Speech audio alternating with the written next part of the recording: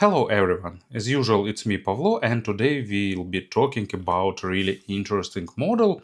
It's FiiO JD10. As you can see by index, it's made in cooperation with Jade Audio and it's entry-level earphones with dynamic driver. And FiiO already released in the past some affordable models, but this model even lowers the bar of affordability because their price recommended is $15, but you can get them with discount for $7 on the AliExpress. There are two color versions available, and actually it's really interesting what you can get from FiiO for this price, because we have some affordable models, but ultra affordable, let's name it so. But for FiiO it's a new market niche, and they spend some time finding proper driver, tuning it. It's a dynamic driver with dual acoustic cavities and so on. If you're interested, I will add a link to the official site in the description. So let's have a closer look and let's find out what we are getting. Everything here is just on the bare minimum acceptable level. That applies to box. You can see it's small with black and white polygraphy, just a cardboard without any fancy design ideas, but it's accurate and looks neat. And inside you will get some manual, pack of silica gel, this plastic tray for organization, two additional pair of tips and earphones themselves, also in this bag. I don't like these bags because they are easy to tear, and that's not what I want to do. And also we've seen this shells before many times in many earphones. Probably shells are some OEM made product, and FiiO just used it to reduce the cost. So here it is, made of transparent plastic with interesting faceplates, so nice shiny faceplates with 3D effect, so looks pretty attractive and bright. And you can take a look inside, you can see the driver and the wiring, and that's probably all. And here is the pressure relief openings, and spout is made of plastic. Of course it would have been nice to see metal here, but probably it will be too much for this price tire. At least spout has proper angle that provides a pretty nice fit into my ears, at least. Good angle, about average passive sound isolation, and everything is smooth and ergonomic. There is a lip for holding the tips and protective grill inside of the spout, so all details that should be here are here. Cable is made replaceable. Here use the so-called QDC connector, basically 2-pin connector with recessed pins. I like this connector for affordable earphones.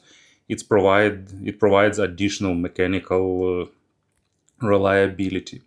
So nice, pretty tightly fitting. Cable is also fairly simple. There is ear hook that provides slightly better and secure cable placement. And cable itself is soft, not super soft, but on the softer side of things. It has pretty nice tall control, 3 buttons, and microphone. Microphone is average in quality. You can answer a short call if you move it closer to your mouth, but of course don't expect some crystal clear voice or something like that. It's like on the OK level. So untangle cable a little bit, absolutely minimalistic splitter, and after splitter it goes in parallel down to this 4-pin 3.5mm jack. So as you can see, everything is really inexpensive but done in an accurate way. In terms of sound, it's pretty hard to say something about these earphones, because for $15 it's okay sound, for $7 it's a great sound, but at the same time for like $30 you can get better sound, and it will be Not huge, but noticeable step forward compared to this. But in general, they provide nice engaging sound signature. It's almost classical V-shaped tuning without anything to stand out, both in good and bad way.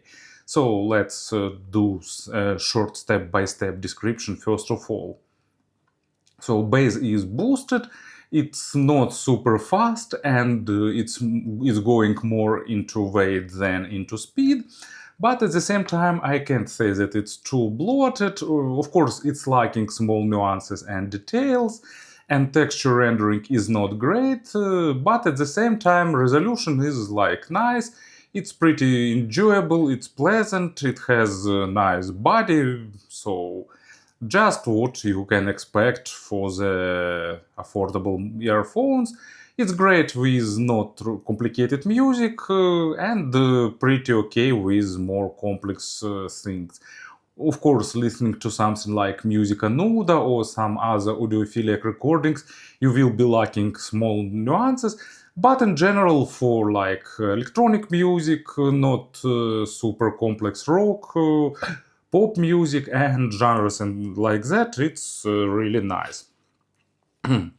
So that's why my first example, it's Diesel Power by the Prodigy, and you getting a good amount of weight, you getting really solid bass. Of course, I'd like to hear a bit more rumble, not only weight on the low frequencies, but still they deliver that sense of mighty low frequencies pretty successfully.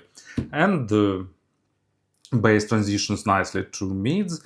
Mids are at the same time pretty detailed, like normal resolution, but at the same time they have some like underlayer of warmth.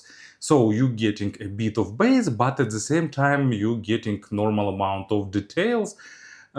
Once again, don't expect some super timbre natural performance, but at the same time, I can't say that mids are veiled or really lacking details or stuff like that. Imaginary stage is about average in both in width and in depth, which is also pretty nice. Of course, depth layering could be slightly better, and also because of the accent on the upper mids, vocals sometimes can be pushed a bit too forward. But from another hand, if you like forward vocals, you can get it. Upper mids are boosted, giving additional spiciness and hotness. So in this aspect, it's better to get some good quality records that doesn't have issues in this area. But in general, earphones are pretty forgiving. If you're sensitive to the lower treble, probably it's better to try them before buying. But in general, it's not too much, at least for me, to my taste. And at the same time, this accent provides a nice amount of aggression and energy for the heavy genres. And speaking about that, it's Annihilator, my precious Lunatic Asylum. Really fast, really aggressive track, and it requires nice resolution. Of course, these earphones are not perfect here because of that warmth and because of not maximum resolution, but in general you're getting nice amount of aggression, and you don't getting that absolutely sloppy mids that is typical for the affordable basic earphones.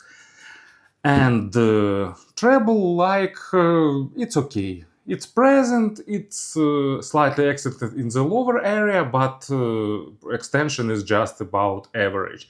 Not super extended, and you getting just basic overtones, no rich layering or something like that, but taking price into account, probably it's good that we having overtones. They are not oversimplified. They have proper attacks and decays and slightly more energy put here, but if you like energetic treble also, it's really okay. And in general, it's done to compensate bass, and that works like for the traditional earphones with V-shaped signature.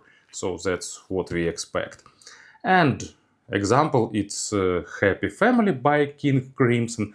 another track, of course, that surpasses possibilities of these earphones. But at the same time, basic treble here provides a nice viable amount of overtones for the instruments, making them sound pretty realistic. So to summarize everything here, it's a good V-shaped signature for this price, but don't expect anything audiophilic here. It's a great earphones for non-audiophiles. It's great for like daily commute when you can not focus on the highest possible performance. They of course are forgiving in terms of records, except of that upper mids I mentioned. They don't require some super fancy source, but at the same time, if you get FiiO JA11 for them, that $10 adapter that I reviewed some time ago, it will be a pretty nice pairing, especially taking into account that you will be able to tweak the equalizer. I think that it would be nice if FiiO will release some affordable USB Type-C cable for them, but at the same time they have another affordable model, slightly more pricey, of course, with USB Type-C. I didn't review it yet, but I will do it in some near future. I won't be doing any comparisons because like I didn't test any $7 earphones in recently, so in general I'd say that these earphones have an honest value. You're paying $7, you're getting great sound for $7 and nice build quality. So if you're looking for some cheap earphones for gifts, it's your chance. Grab them while they are on sale. Thank you for listening, thank you for your attention, and of course have a great day.